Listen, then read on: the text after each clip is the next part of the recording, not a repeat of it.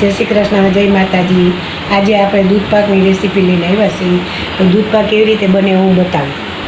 જો 2 તાજાની બાટલી લીધી છે અને આ જાડા તળિયાવાળું આપણે વાસણ લીધું, એમાં દૂધ નાખી દેવાનું।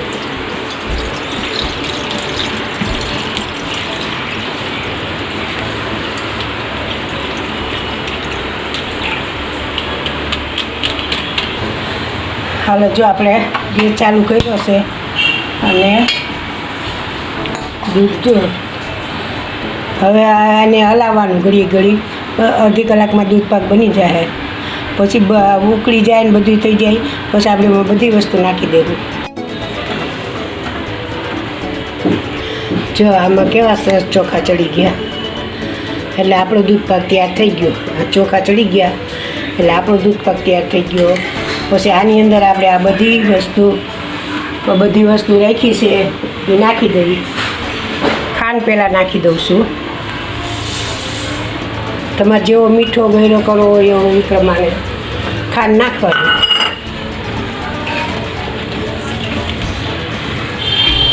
આપણે ગેસ બંધ કરી દઈશું। ખાંડ તો ઓગળી જાય, ગરમ દૂધ છે તો।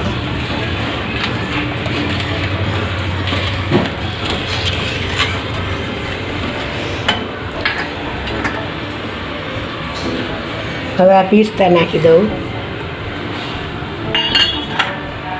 બદામ નાખી દીધી,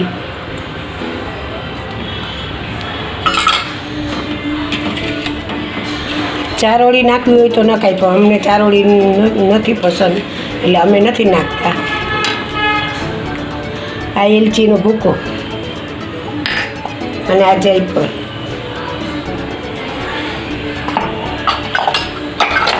આમાં ઘણા કેસરે નાખે તો પીળો દૂધ પાક બની જાય, એને આપણે દૂધ પાક ના કહી શકીએ। આ સફેદ દૂધ પાક એને દૂધ પાક કહેવાય। જો કેવો મસ્ત બની ગયો છે।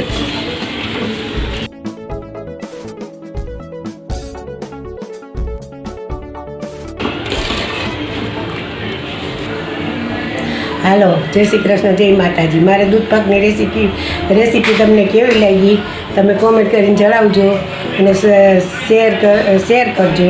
સબસ્ક્રાઈબ ના કર્યું તો સબસ્ક્રાઈબ કરજો। જય શ્રી કૃષ્ણ, જય માતાજી।